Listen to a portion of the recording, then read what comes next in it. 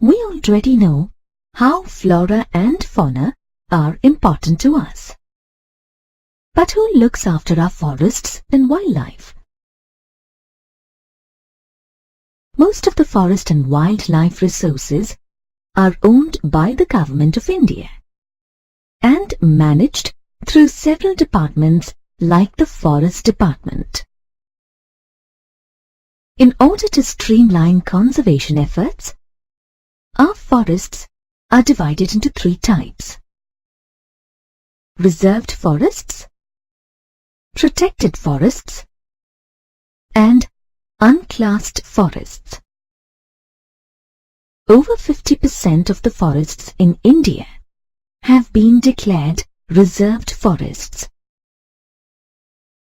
These reserved forests are of primary importance from the conservation point of view.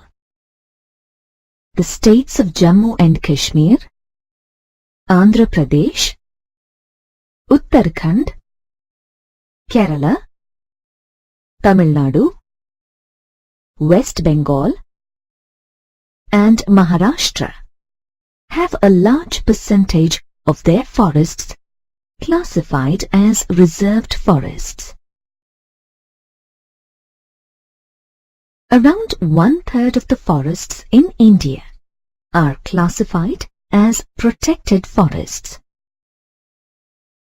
These forests are guarded against further loss of forest and wildlife resources.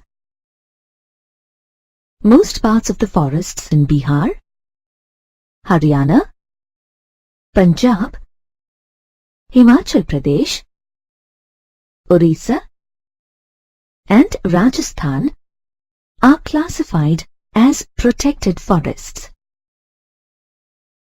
Reserved and protected forests are together called permanent forest estates or simply permanent forests.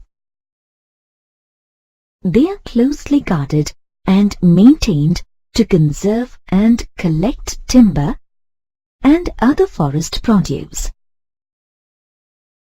Madhya Pradesh has the largest share of permanent forests in India, with almost 75% of its forests classified as permanent forests.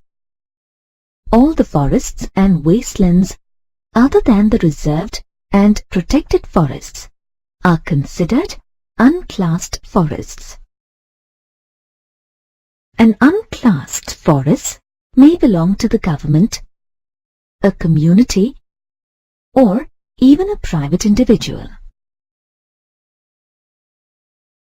Most of the forests in the northeastern states of India and Gujarat are unclassed forests that are managed by local communities. It is wrong to imagine that unclassed forests lack conservation efforts because they are managed by local communities. In fact, community participation plays a key role in the conservation of our forest and wildlife resources.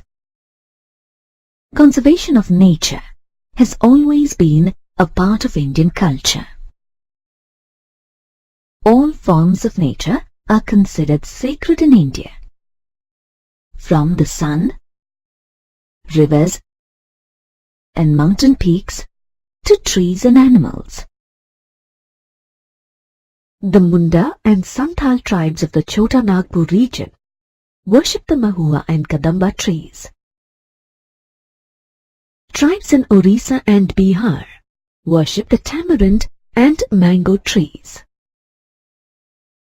Peepal and banyan trees are considered sacred in most parts of India. Thus, religious faith has led to the conservation of certain specific types of trees. Conservation of flora is not limited to specific trees in India. In several parts of India, parts of forests or complete forests are protected by communities, since they are considered to be abodes of gods and goddesses. Such protected forest areas are called sacred groves. Besides trees, some animals, like monkeys, are also considered sacred and fed at places of worship. The Bishnoi community in Rajasthan is known for its love and devotion to animals, such as the black buck, nilgai, and peacock. All such beliefs ultimately lead to wildlife conservation. Besides religious beliefs, another reason for community participation in conservation efforts is the concern for their own survival.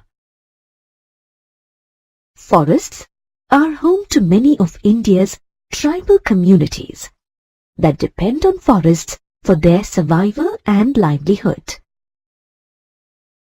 Many such communities are actively helping government officials in their conservation